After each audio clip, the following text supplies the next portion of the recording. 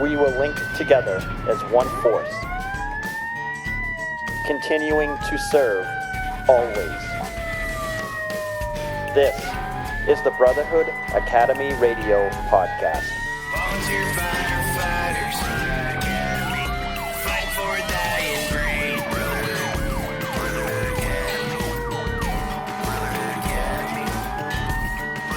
Academy Radio.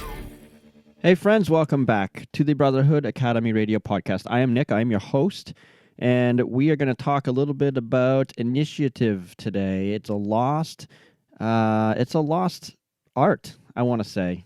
So let me start off with mentioning Chief Miller. If you have not checked Chief Miller out on social media, I would recommend you do that if you love fire stuff as far as videos, fire trucks, training, anything like that. His content on there is amazing. He shares some of the best content that's out there. He's on Instagram, Chief_Miller_. He's on Facebook. He's on Twitter. He's got a website. He sells apparel. Awesome stuff. ChiefMillerApparel.com. Check it out. So last weekend, I attended the 2019 New England Fools Northeast Summit in Wells, Maine, and it was supposed to be a 3-day event, but we ended up reducing it down to 2 so that we could all attend Captain Joel Barnes' funeral on Sunday in Portland. But Friday night was more of like a social with a guest speaker. And then on Saturday, we squeezed the rest of the event into the whole day. And let me tell you something, it was amazing. And I took a lot away from that event. We had 5 speakers from all around. I want to say St. Louis, D.C., Connecticut, and a few other places, Columbus, Ohio. And they talked about a bunch of different things, a bunch of different topics like ventilation, hose stretches, RIT. And one thing that I got away from the final 2 speakers was initiative. All right. Initiative seems to be lost. Initiative was very prevalent years ago. So the older senior firefighters now understand what initiative is. It was something that came natural to them. But it seems like the newer people coming in, the younger members or the millennials, are lacking that initiative. And listening to the older members talking about this made me realize that it's something that we need to work on as newer members coming into the fire service. Nobody is going to hold your hand, okay? If you want something, if you want to progress, if you want to work towards rank, if you want to progress towards becoming a fire officer someday, you need to start showing this initiative. You know, don't be so quick to devalue yourself. If you're having low self-esteem or confidence, don't be so quick to devalue yourself. Prove what you know. Show what you know. Show your talents and your experience, because we all have it. So I came up with a list of 7 things when initiative is needed. And remember, initiative and enthusiasm is contagious. So the more you and I start showing this initiative, other people are going to see this and they're going to want to do it as well, because they're going to see the rewards that come with it. They're going to see the experience that everybody is showing and gaining at the same time. Again, this is a team effort. This is a team sport, the fire service. So we all need to show what we know, show that initiative. So the first thing on the list of when initiative is needed is in learning. We need to start asking questions. If we're not sure on something, ask. Ask the senior guys. Ask your fire officers. Ask the people that have the specific talent, such as ropes. I'm awful with ropes. I hate ropes. I hate knots. Honestly, I barely tie my own shoes. I keep them tied. I tied a tie the other day for the very first time in 35 years. I have never tied my own tie. I had someone else do it, and I just do the whole slip thing. You know, you kind of slip it loose, pull it up over your neck. Boom, it's ready to go for the next time. Well, it started to get tangled. It started to kind of fold in on itself. It's an older tie. So I said, you know what? I got to learn how to do this. So I got on the internet. I found a picture, Google search, and little steps, whatever. So take the time to ask questions to the people that know how to do certain things. The next thing is we need to learn to train on equipment. Learn where this stuff is on your trucks. Learn how to run things. I mean, younger kids coming in don't know how to run power saws.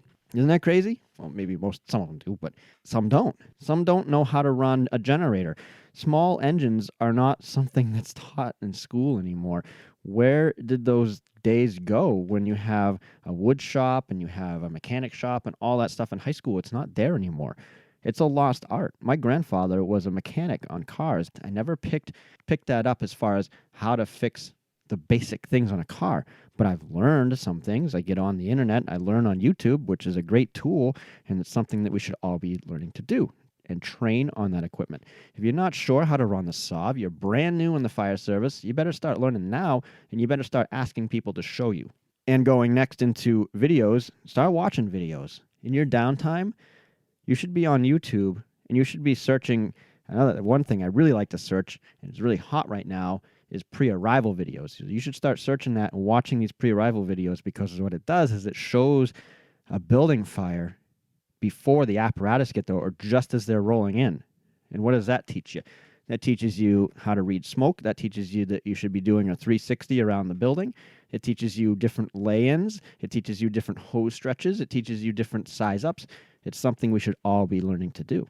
It's something we should all be doing to enhance our experience a little bit. Because honestly, in a lot of places now, there's not a lot of fires. Fires are few and far in between with fire prevention and inspections and all that good stuff that we really work hard at doing, because that's pretty much our job, is to prevent fires, not just fight them. But what is that doing to us? It's giving us less experience. So a new person or not, we should all be getting on YouTube and searching these videos and taking a little bit of time out of each day to watch them. And you know what? It's fun too. And not just the fires. There's a lot of videos on there of apparatus responding from inside the dash, from inside the cab, right? What can we learn from that? A ton of stuff. If you want to be a new driver, operator, get onto YouTube and watch how trucks are responding.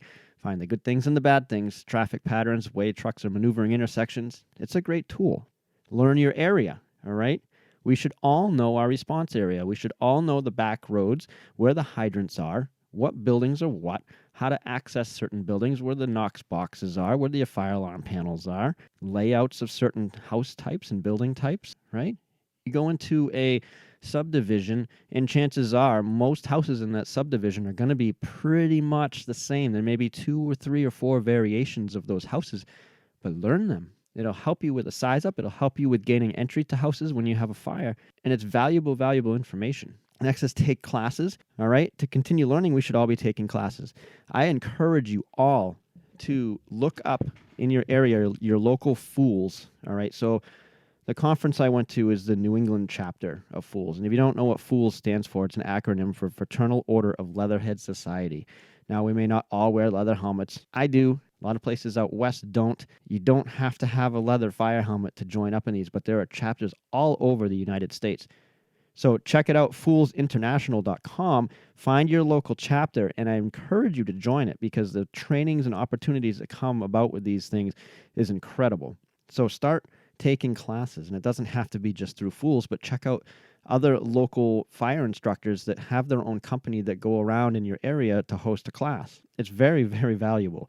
So we should all be learning. Never stop learning. That's what we're here to do, is to continue to learn and to continue to take in new information and progress in the forward motion of the fire service. Next thing is number 2, get your hands dirty. Initiative is big with getting your hands dirty. Be the first to go to work. Be the first to check and clean the equipment and to clean the station. We should all be doing this. Doesn't matter what your rank is. It doesn't matter how long you've been on the fire department. Show that initiative and get your hands dirty. Don't forget to wash them at the end, by the way. We don't want to be bringing that nasty, cruddy, cancer-causing stuff back home with us. But yes, get your hands dirty. Next thing on the list is enhance yourself. Enhance your skills. Learn to drive fire apparatus. Get certifications. Read books, and not your fiction books and 50 Shades of Grey and all that sort of stuff. I don't know. I don't read that. Maybe you do. Whatever. But be reading personal development books, leadership books, things like that you can learn something from. You should be reading all the time. You should always have a book that you are working through. And when you're done with that book, you get on to the next one. Always. And if you're not a huge reader, there's ways you can listen online. There's ways, there's Audible. You can download audio versions of the book that you're interested in. And if you really need some recommendations on some books, reach out to me through social media, and I'll be happy to give you a list of books that I've read that have made a huge difference as far as showing initiative and leading and personal development, because personal development is huge, especially if you want to enhance yourself in the fire service, if you want to progress and become a fire officer or learn more things such as driving or becoming an instructor or anything for that matter. Start doing some personal development. Start reading. And when I say learn to drive in this number 3, the enhance yourself, learn to drive the fire apparatus. Show that initiative.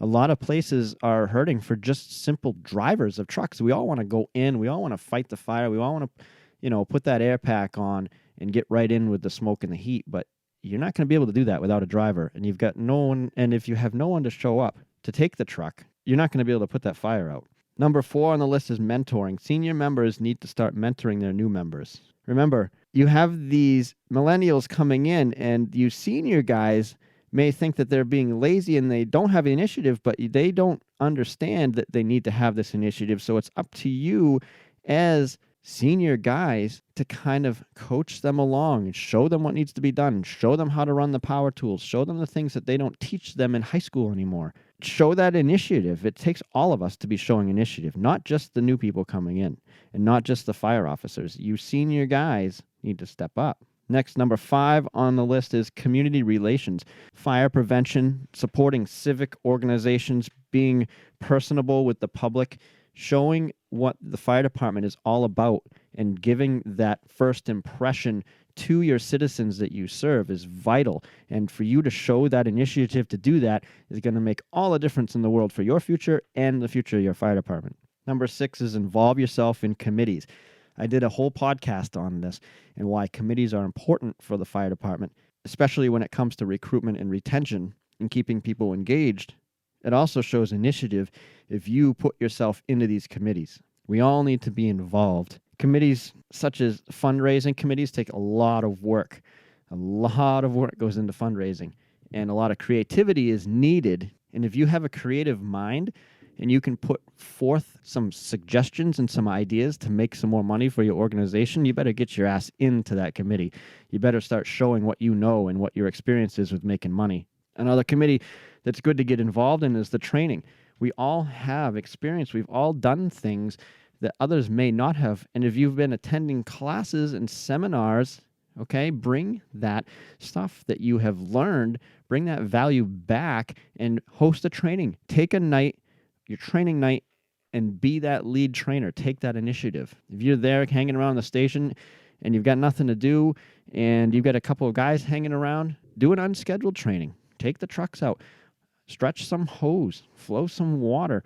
Force some doors. Well, okay, maybe not force some doors. Find a door that you can, maybe a prop or something. Don't be forcing your neighbor's door down the street. But you know what I mean. Take that initiative. Do some unscheduled training. On your scheduled training nights, be that lead instructor. So that's pretty much the end of that list. 7 things. All right, I'll go through them again. Learning. You need to have initiative when it comes to learning. You need to get your hands dirty. You need to enhance yourself, work on yourself, a little bit of personal development. You need to start mentoring. Mentor the new members coming in. Show them how to do the things they're not taught in school. Okay?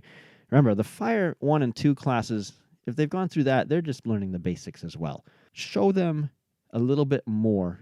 You need to take that initiative. If you're a senior guy, you need to start showing these younger guys, these newer people coming in, how to do things the way that you guys do them. You can't expect them to know, coming right out of that class, everything about fighting fire. Of course, none of us know everything about fighting fire, but we all have specific talents and things that we are personally good at. And it's time we start taking that initiative to show our abilities and teach our abilities to other people. All right?